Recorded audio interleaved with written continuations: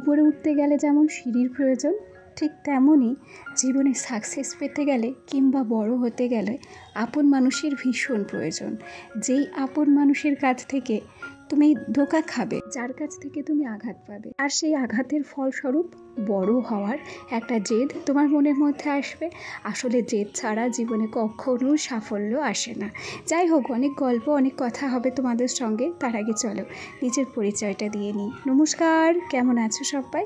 আশা করছি সবাই ভালো আছো, আর আমরাও বেশ ভালো আছি। আমি রিমি। আজকে আমার আরও একটি নতুন ব্লগে তোমাদের সবাইকে অনেক অনেক স্বাগত জানাই। আজ হচ্ছে শনিবার, ঘড়ির কাঁটায় এখন বাজছে 5:30। সকাল সকাল উঠে পড়েছি। আজ সকাল 8:30টায় ছেলের ড্রয়িং আছে। গেল শনিবারে আমরা বোধহয় ও বাড়িতে ছিলাম, কিংবা কোনো একটা সমস্যা হয়েছিল। গেল শনিবারে আমার ছেলের পরীক্ষা ছিল, এক্সাম চলছিল, সেই কারণে ড্রয়িং ক্লাসটা হয়নি। এই শনিবারে আর ড্রয়িং ক্লাসটা মিস দেওয়া যাবে না। আবার সামনের শনিবারে হচ্ছে দশমীর পরের দিন পড়বে, সেদিন আবার আমাদের বাড়িতে কাজ আছে, সেদিন হয়তো আর ছেলেটাকে নিয়ে যাওয়া যাবে না। তাই এই শনিবারটা আর মিস করতে চাইছি না। একদম সকাল সকাল উঠে পড়েছি, বাসি ঘরদোর ঝাড় দিয়ে ঘরের সামনেটা একটু জল দিয়ে নিয়েছি। জানো তো, বেশ কয়েকদিন হলো, এই যতদিন ভাসুরটা মারা গেছে, রাত্রে একটু একা একা শুতে ভয় ভীতি লাগে জানো। একটা দিন আবার শাশুড়ি মা শুয়েছিল, বাদবাকি দুদিন তো বিভানের বাবা ছিল, খুব একটা অসুবিধে হয়নি। গতকাল রাত্রে আমার কাছে শোয়ার লোকের অভাব ছিল, মানে আমার শাশুড়ি মা যেদিন আমার কাছে শুয়েছিলেন সেদিন নাকি ওনার সারা রাত ঘুম হয়েছিল না, তাই তার শরীরটা একটু খারাপ হয়েছিল। তাই আজকে আমি কি করেছি জানো, আমার আরও একটা ভাসুর রয়েছে তো, বাড়ির উপর যে ভাসুরটা রয়েছে তার মেয়েকে নিয়ে ঘুমিয়েছিলাম। যাই হোক, আজকে বেশ ভালোই ঘুম হয়েছে, কোনো রকম ভয়ও লাগেনি। আর একা থাকলে না নানান রকম চিন্তা হয়, কোনো রকম দুশ্চিন্তাও হয়নি। যাকে এদিকে সকাল সকাল আমি কিন্তু ভাতটা বসিয়ে দিয়েছি।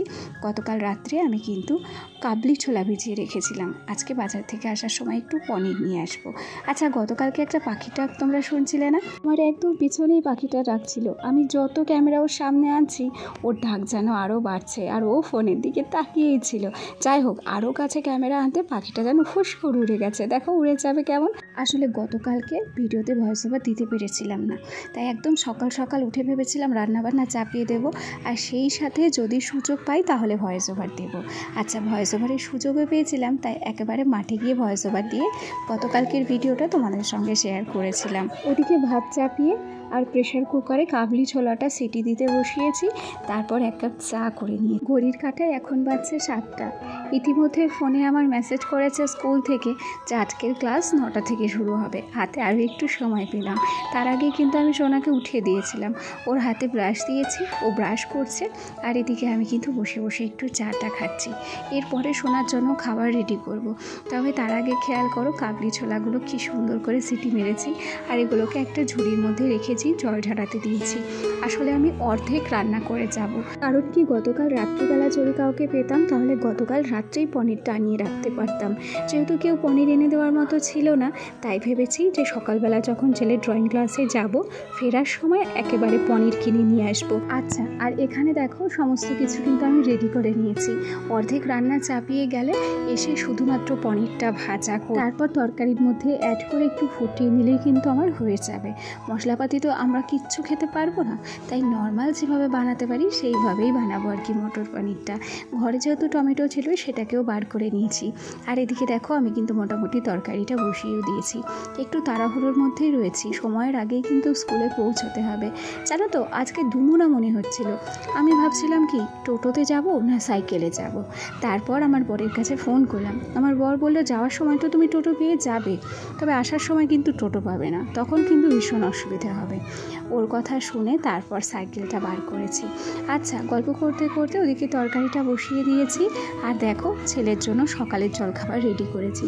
আজকে সোনাকে আর দুধ সুজি দেবো না গো, প্রত্যেক দিন দুধ সুজি দিতে আমার ভালো লাগে না, তাই আজকে সোনার জন্য একটু দুধ কর্নফ্লেক্স রেডি করেছি।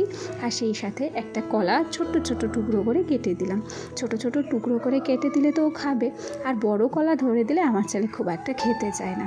আসল কথা, ও ফল জিনিসটা খুব একটা পছন্দ পছন্দ করে। আচ্ছা, এখন আমি ঘরে চলে এলাম। ওই যে আমার স্টোলটা দেখছো, ওটা একদম আয়না বরাবর সোজা করে রেখেছিলাম। রাত্রিবেলা না আয়নাটাকে আমি ঢেকেই রাখি ইদানিং, কেন কি রাত্রিবেলা যখন বাথরুমে উঠতে হয় তখন ঝট করে গিয়ে আয়নার দিকে নজর পড়ে। আর কিছু সময় জানো তো, ওই ঝট করে আয়নায় নিজেকে দেখলে না হঠাৎ করে গায়ের মধ্যে ছ্যাক করে ওঠে, মানে একটু ভয় লাগে আর কি। জানো তো, আমার বর না ভীষণ ভালো রান্না করে। আগের দিনও পনির রান্না করেছিল, শুধুমাত্র আলু দিয়ে পনির দিয়ে। এত সুন্দর রান্না হয়েছিল, ধারণার বাইরে। তাই আমি ভেবেছিলাম যে আজকের পনির আমি একদম আমার বরের মতো রান্না করব। তবে একটা কথা আমি ভুলে গিয়েছিলাম, কাউকে দেখে আমরা কোনো কাজ ঠিক শিখেই যাই, তবে হুবহু যে তার মতনই রান্না হবে, কাজের কোয়ালিটিও যে তার মতো হবে, এই আশা করাটা কিন্তু ঠিক নয়। কেন কি রান্না বান্না কিংবা কোনো কাজ আমরা যাকে নকল করছি কিংবা যাকে কপি করছি তার মতো যদি না হয় তখন কিন্তু মন খারাপ হয়ে যায়, তাই না? যাকে আমার পনিরের তরকারিটা আজকে যে খুব একটা ভালো হয়েছিল তা কিন্তু নয়, আবার খুব যে খারাপও হয়েছিল, খাওয়া যাচ্ছিল না তাও কিন্তু নয়। তবে আমার বর যেরকমভাবে রান্না করেছিল সেই স্বাদটা আমি পাইনি। আচ্ছা, ভিডিওর এই পর্যায়ে এসে গল্প করতে করতে ব্লগ সংক্রান্ত কথা বলতে কিন্তু ভুলেই গেছি। তোমাদের সঙ্গে গল্প করতে করতে ওদিকে মশারি ভাঁজ করে নিয়েছি, চাদর সমস্ত কিছু ভাঁজ করে আলনাটাকে গুছিয়ে নিয়েছি। আর তারপর এই যে বিছানাটাকেও বেশ ভালো করে গুছিয়ে নিলাম।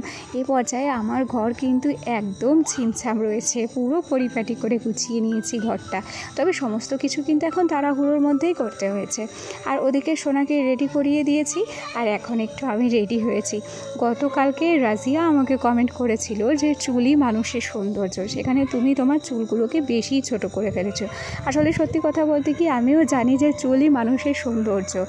আর কিন্তু আমার না ছোট চুল বরাবর ভালো লাগে, আমি প্রতি বছর পুজোতে এই সাইজেরই চুল কাটি। আগের দিনের ভিডিওতে পম্পি কমেন্ট করেছিল যে দিদি ভাই আমি তোমার প্রত্যেকটা ভিডিও দেখি, তোমার ভিডিওতে প্লিজ আমার নামটা নিও।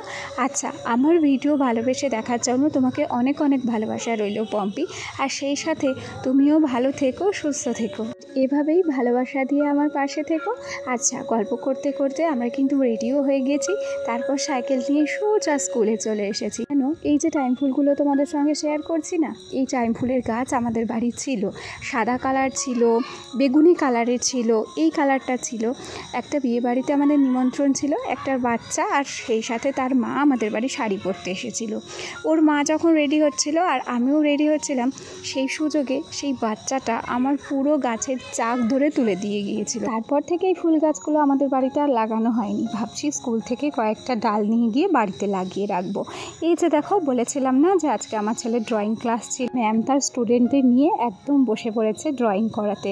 আর জানো তো, টেবিলে বসে ড্রয়িং করানোর থেকে না মাটিতে বসে ড্রয়িং করালে বাচ্চাদের অনেকটা সুবিধে হয়। আচ্ছা, আমার ছেলেকে ক্লাসের মধ্যে দিয়ে আর একটা বান্ধবী আর আমি দুজন মিলে বেরোবো একটু বাজারে। তার আগে দেখো স্কুলের এই সবুজে ভরা পরিবেশটা কি দারুণ লাগে তো। আমার মনে হয় কি, এরকম পরিবেশে যদি আমার একটা ছোট্ট টিনের কুটির থাকতো, আমি না কি সুখেই না থাকতে পারতাম। যাকে গল্প করতে করতে এখন বাড়ি চলে এসেছি, আর তারপর পনির ভাজা করে পনিরের তরকারি কিন্তু রেডিও করেছি। আচ্ছা, হলুদ ছাড়াই আমরা রান্না করছি, রান্নাটা কিন্তু খুব একটা খারাপ হয়েছিল না, বেশ ভালোই হয়েছিল। আচ্ছা, ভিডিওর এ পর্যায়ে এসে আমার সাথে কে কে আছো জানি না, তবে যদি কেউ লাইক করতে ভুলে যাও প্লিজ একটা লাইক করে দিও। চলো আজ তাহলে আসি, কাল আবার দেখা হবে, টাটা সবাইকে।